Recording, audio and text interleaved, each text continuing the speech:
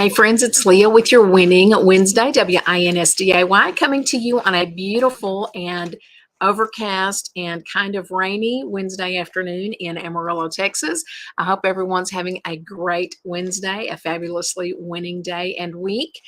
Um, I came out here just a moment ago and thought, oh my goodness, I may have to change this because I thought it was going to start raining on me, but it hasn't started yet. I wanted to start today's lesson kind of early, but what I want to do before we get started in the lesson is to talk about a couple of things. One, we've got a ladies event coming up very soon. Ladies Spark Day is what we call it. So there's that.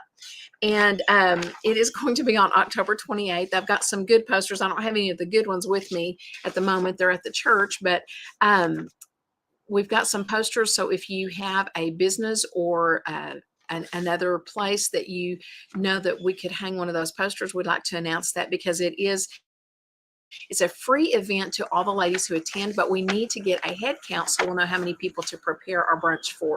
It is a brunch, and we are going to have a speaker and worship music. Our worship is going to be led by Kayla Simpson. Our speaker is Candy Gibbs of Hope Choice. And it's Hope Choice Pregnancy and Mentoring Centers, and she's a wonderful speaker. Kayla's a wonderful worship leader, and so we're excited to have both of them with us this year. Again, that's on Saturday, October 28th, so make your plans to attend that today, and if you want to attend, call us at 806-570-9528. You can call and leave a message or just send a text and say, hey, this is who I am. This is how many people I'm going to be bringing. So that way we can have a head count for the brunch and to have enough chairs and tables set up for everyone as well. And also, I wanted to share a new thing that we're doing at the church. We're having a new women's Bible study, and it's on Wednesday nights. It's during the time that the children and teens are meeting. So the ladies are meeting, or currently we are meeting in the sanctuary. That could change as time goes on. We'll just see how many people come and all of that. But we have several ladies that are very interested in doing a women's Bible study on Wednesday nights. So we're starting that. We just kind of gave an intro last week, and so we're going to be doing that.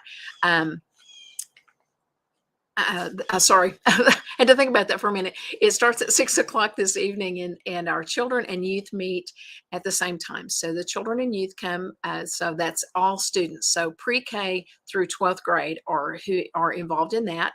And if you are a woman who is interested in joining that Bible study, please feel free to come tonight. It starts at 6 p.m. this evening, and it's at the church building at 1000 Amarillo Street in Wellington, Texas. As I said, I'm in Amarillo because that's where I live, and I am here today just enjoying this gorgeous early fall weather. I'm fall and spring girl all the way around. I'm not real big on summer, so I was happy to see the 100-degree days go away. I'm ready for the 70s, so just looking forward to this fall. So let's get into the lesson now that we've got those two announcements done. Today's word, and if I say one more time, please give me a thumbs down or something. I think I've done that 20 times now. Our word for today is vulnerable. And I just made myself very vulnerable by saying that because I hear myself say a lot when I'm doing this. And I'm trying to get better at that. But anyway, vulnerable. It's a word that we hear a lot, and specifically or expressly, we hear it often on social media. And we hear it a lot because people will reveal things about themselves that you go, wow, I'm not so sure I would have said that online or whatever. But we need to look at this word and what does it really mean, and let's give it a biblical application like we like to do. So let's look at that definition. If you look up the word vulnerable, here's what you're going to find. It says susceptible to physical or emotional attack or harm. So we can see that when we look at someone's posts on social media and they say, hey, this is what I'm dealing with, or a lot of times what we read is like somebody talking about a relationship issue, a big breakup or even a divorce or something like that, and you read about it and you think, wow, I'm not sure that I would have shared that on social media, but I guess to each his own. But they're susceptible to a physical or emotional attack or harm, and so when someone reveals something about themselves in that way, they're susceptible to people criticizing that post, aren't they? Um, it's also in need of special care, support, or protection at the risk of abuse or neglect, easily hurt or harmed, and that means physically, mentally, or emotionally, endangered or exposed, liable, susceptible to criticism. So that means mentally hurt, mentally influenced, or emotionally attacked. So again, it's all about getting hurt. And in some cases, it's talking about physical injuries, but in most cases, it's talking about emotional or mental injury. So it's also talking about not being physically strong, someone who is weak, feeble, puny, weedy, frail, vulnerable to disease or something like that. And I can speak to that directly. Um, my brother suffered from the disease of AIDS. So it's an autoimmune problem that he developed, and so he had that, and so every illness or virus or bacteria that came along could have been an opportunistic disease to his body. So he is very vulnerable to illness attacking him, no matter what it was, no matter how mild it could have been or how severe it could have been. It could have been that opportunistic thing that took his life. And eventually, after 20 some years of living with that disease, with that autoimmune deficiency, he did eventually suffer from that because the MRSA virus attacked his body, or bacteria, whatever it is. I think it's a virus, attacked his body, and that is what caused his death.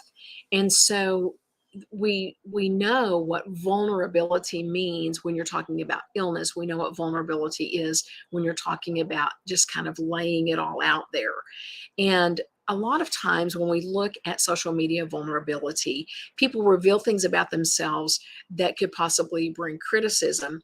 But a lot of times we forget, or I think that people forget, that when they put things out there like that, it's global. It's not just going to your group of friends. It's your group of friends and all of their friends and all of their friends. So it's truly a global neighborhood. And so when a lot of times we put things out there and that we don't realize how truly vulnerable we have just made ourselves. And also, another piece of that is that no matter how vulnerable somebody may seem like they are being, they're still only putting out there what they want you to know. They're still not giving everything that they could say. And so it's not true vulnerability, or full on vulnerability. So just a lot of layers on that onion, I guess you could say. So let's look at this word vulnerable, and let's give it that biblical application, because I think it's really important for us to take this and truly give it the application from the Word of God. So when we can look at a lot of examples, and I just put down a couple of them here. The Israelites were in a vulnerable position at the edge of the Red Sea because Pharaoh's armies were coming against them. I mean, they were encroaching on them quickly, because Pharaoh decided, you know what, I let them go, and now I don't really want them to go. Let's just go out and attack them, and let's get them back. And so they're going out there after them. The Israelites have made it all the way to the Red Sea, and it looks like they're locked in a very bad place. They're in a very vulnerable position. So we see that there. Gideon was in a very tight place when he was called upon to lead a very small army against the enemy. And he said, but God, I'm from the smallest tribe. We're not influential. We don't have, there's nothing great about us. How in the world can you use me? The odds were definitely against him. He had the smallest group of people, and the odds were not for him. That's for sure. David is another example. He was in a vulnerable position when he came in front of Goliath. I mean, think about it. Goliath was this 13-foot tall man with this gigantic sword and shield, and he had all this armor on. And here comes David in his shepherding prowess with a slingshot. That's what he's got, and you just go, the odds were definitely not in his favor. The odds were for Goliath, not for David. But in each of these instances, God came through for victory. God parted the Red Sea, and the Israelites crossed, not only got across, but they crossed on dry ground. So God parted the sea and dried the ground so that they could get across. And as soon as Pharaoh's army came in after them, God brought the sea back together and they drowned. So it's pretty amazing. Again, God brought victory to Gideon with this very small band of soldiers. And God enabled David to bring down Goliath with one stone. David took that slingshot and he said, you know what? You come at me with a sword and a spear and this awfulness that of who you are, you Philistine, but I come to you in the name of the Lord. And so he just took his slingshot and slung a stone and hit Goliath in the head. Goliath fell down and David went over and killed him. So he took him down with a stone, one stone from a slingshot, and killed him.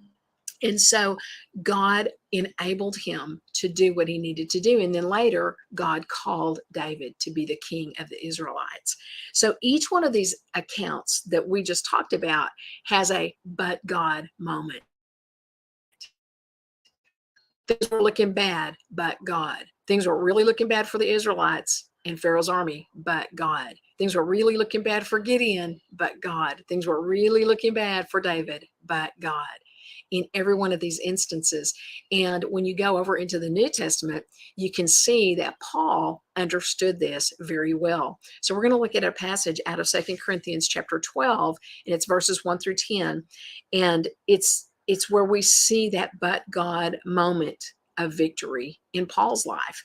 So Paul understood this concept, and he wrote a lot of things to all the churches. He wrote to the Romans, and he just wrote to everyone and revealed these things about himself, this vulnerability of who he is.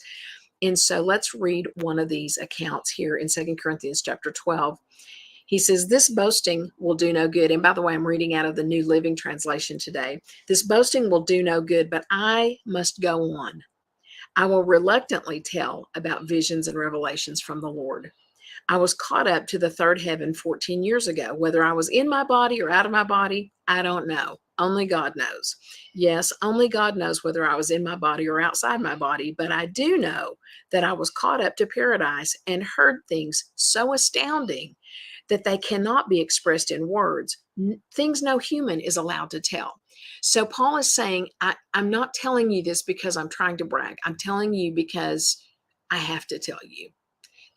I'm telling you reluctantly. He says, I don't really want to tell you about this, but I need to tell you about this.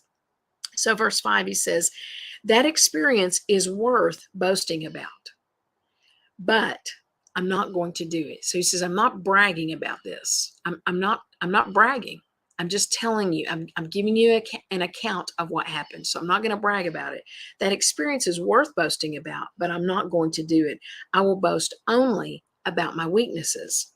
If I wanted to boast, I would be no fool in doing so, because I would be telling the truth. So he's saying, if I wanted to brag, I have the right to brag because I went there and I could be really happy and proud and really, making a big announcement about it. But let me tell you something. He says, it's because it's true and it happened, but I won't do it because I don't want anyone to give me credit beyond what they can see in my life or hear in my message.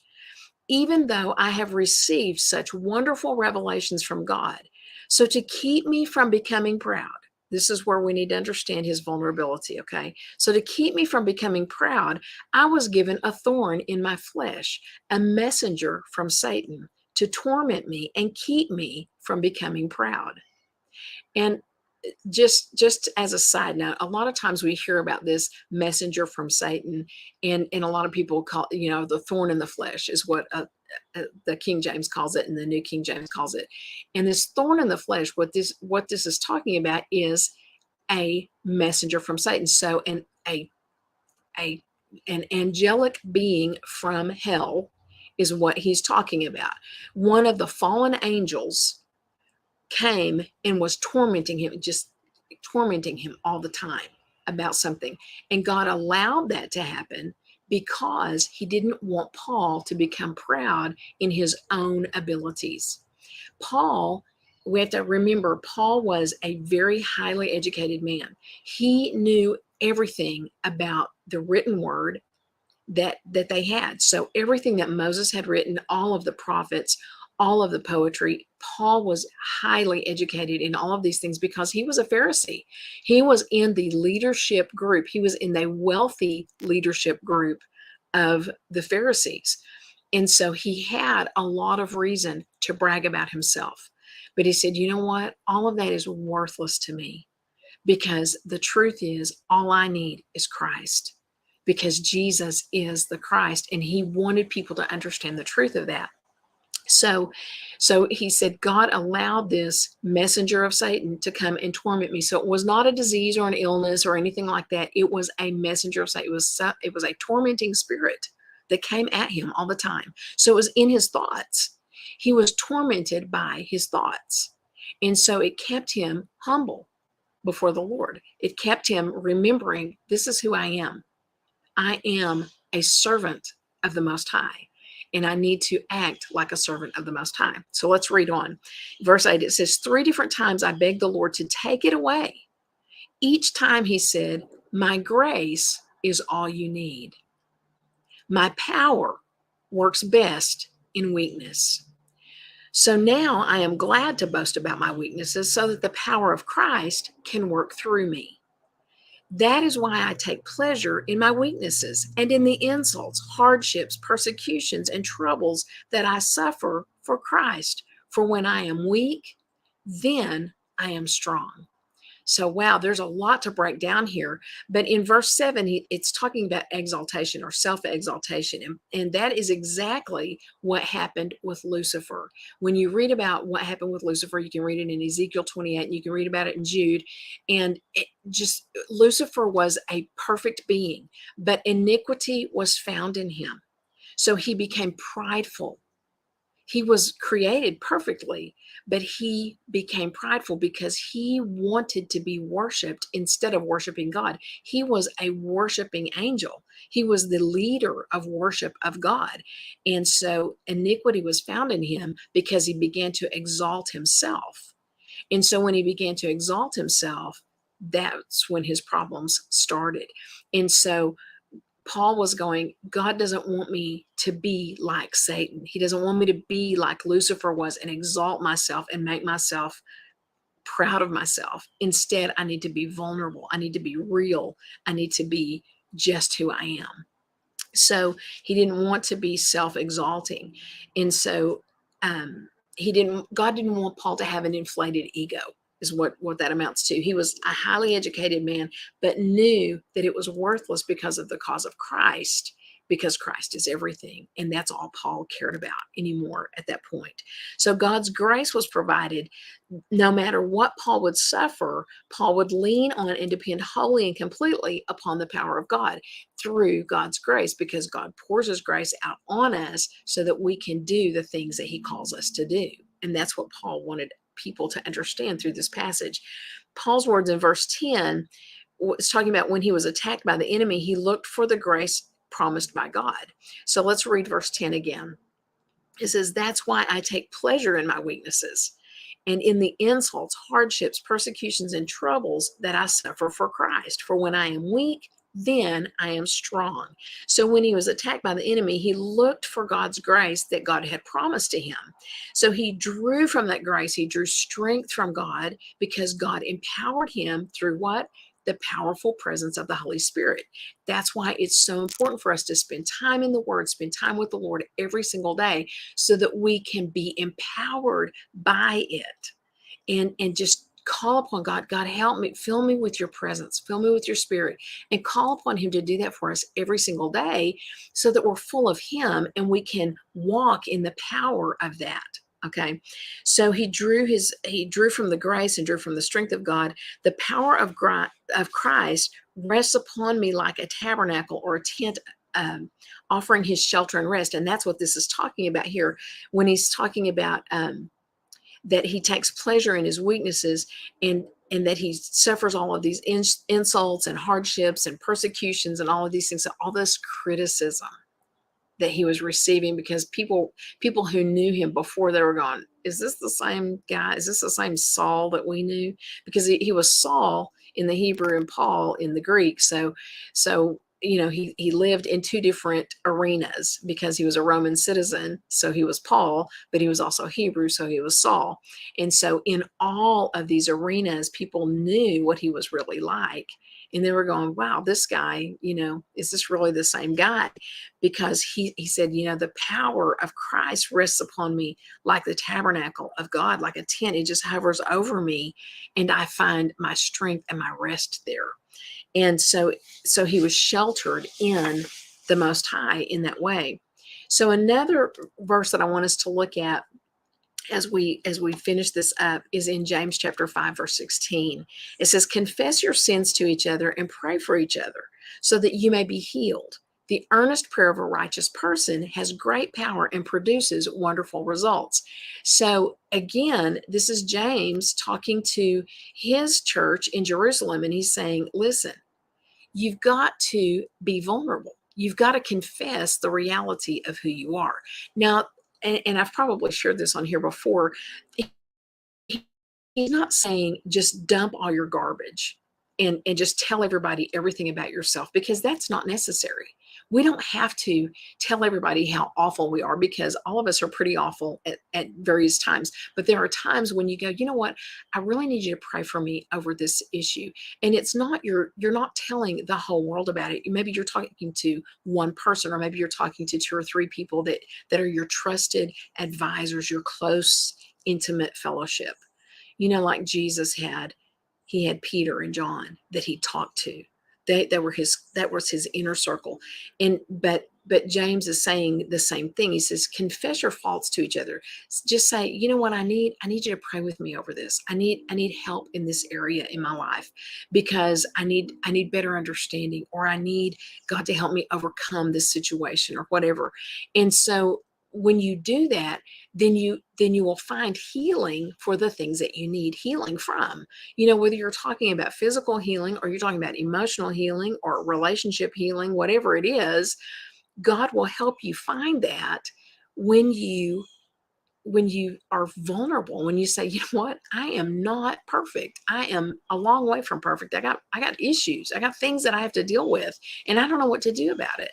And I share some of the things that Mike and I talk about. I share with our congregation fairly often. Hey, we've got a situation that we've been going through, and we're going, what are we going to do with this? Well, sometimes we don't know what we're going to do. Sometimes it's financial. Sometimes it's a relationship. Sometimes it's something else. It's all kinds of things that you just go through, and you just say, I don't know what I'm going to do with this, but I need God to work in it.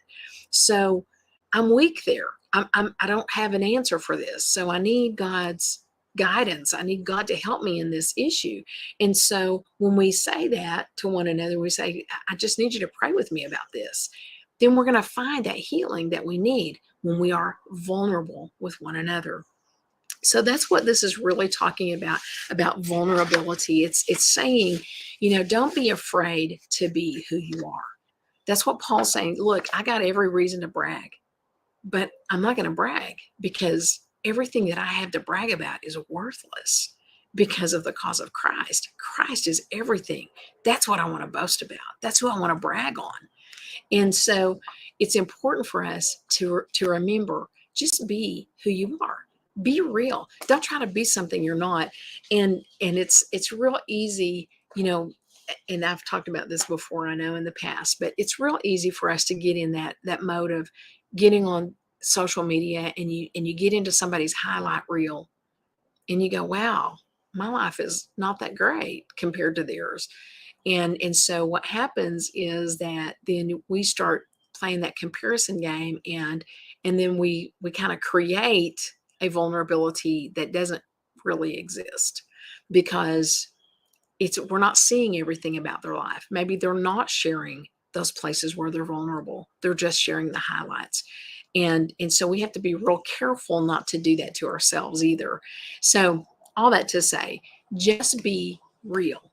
Be who you are. Don't try to be something you're not. Don't try to project a persona that's not real. Don't try to project something, a personality out there that you don't really possess, because other people are going to see the truth eventually. If they don't see it right away, they're going to see through it eventually. And then your facade is going to be ruined. And then you're really going to be a mess. So it's better to humble yourself now and be vulnerable in the Lord and just say, Lord, I'm just who I am. I'm who you've created me to be, and I want to do the best that I can do with everything that you've given to me. Help me to do that. And then just be real. And that's what God wants from us. So I hope this is a good word for you to just think about and ponder on throughout the week, and just think about how am I being real? Am I being the person that I need to be? Am I doing what God is calling me to do in the way that God has called me to do it? And am I trying to project something out there on social media or somewhere else? I use social media because it's kind of everywhere and everybody's on it. But there are other times, do you go to your office? Are you a different person at your office than you are at home? Do the people at your office think you're something different than the people at home think you are? Because the people at home know the real you, right? So we have to just be real everywhere we go. Don't be a different person in different places. You need to be the same person all the time, because when you're the same, then you're real. And just be the same. Just be who you are. And I'll tell you, my husband Mike, he used to say, here's a saying for you: be what you is. So it really is true. Just be what you were created to be. Just be the person that God created you to be, and don't try to project something out there that you aren't. But be real, be vulnerable. Don't worry about being criticized, because people are going to find fault no matter what you do, no matter where you are, no matter what you do for a living, no matter what. I mean, it doesn't matter. People are going to find fault because people are critical, and that's just the way it is. But God will perfect himself in us. His power is made perfect in our weakness. When we are just who we are, God will reveal the truth of who he is to the people around us. So I hope this is a good word for you today. It's a good word. It's just a good thing to remember. Just be who you are. Be who God created you to be. Be vulnerable. Be real. So that said, let me just go over those two announcements real quickly. We've got a Ladies Spark Day coming up October 28th. It's going to be at our church, 1000 Amarillo Street in Wellington, Texas, October 28th at 9 o'clock in the morning, 9 till noon. It's a brunch. It's free to all those who attend, but we need a head count. So if you are going to come, please text or call 806-570-9528 and let us know your name and how many people you're bringing, so we can have a good head count for the number of seats and tables that we need and the amount of food that we need. So October 28th, Saturday morning, 9 a.m. to noon. And our speaker will be Candy Gibbs from Hope Choice Pregnancy and Mentoring Centers. And our worship leader is going to be Kayla Simpson. And she's a wonderful worship leader, wonderful speaker and worship leader. So we're excited about that. So let us know, 806-570-9528. Or you can also just put a comment on our Facebook page and just let us know you're coming there under our announcement for the Ladies Spark Day. The other thing is, tonight at 6 o'clock, we're going to have our children's, youth, and women's Bible study. So we've got 3 things going on tonight at the church. Again, that's 1000 Amarillo Street in Wellington, Texas. It's the children, it's ages, pre-K through 12th grade. We have classes for all of those age students. And we've got a ladies' Bible study for all the moms or any women that want to attend. So again, that begins at 6 p.m. and that is at our church, 1000 Amarillo Street in Wellington. And finally, let me end with inviting you to come to church on Sunday. We have Sunday school classes and discipleship classes for people of all ages. So from the nursery all the way through the oldest adult, and that's at 10 o'clock in the morning. And then our worship service begins at 11. Again, that's on Sunday morning. And our address, one more time, is 1000 Amarillo Street in Wellington, Texas. So we'd love for you to join us in person if you are in the Wellington area. If you're not in Wellington, we live stream our service at 11 o'clock, and that's Central Time because we're in Texas. So it's 11 o'clock live stream on the Wellington, TX Church of the Nazarene Facebook page. So we'd love for you to join us there if you're not in Wellington. If you are, please come and see us in person. We'd love to meet you face to face.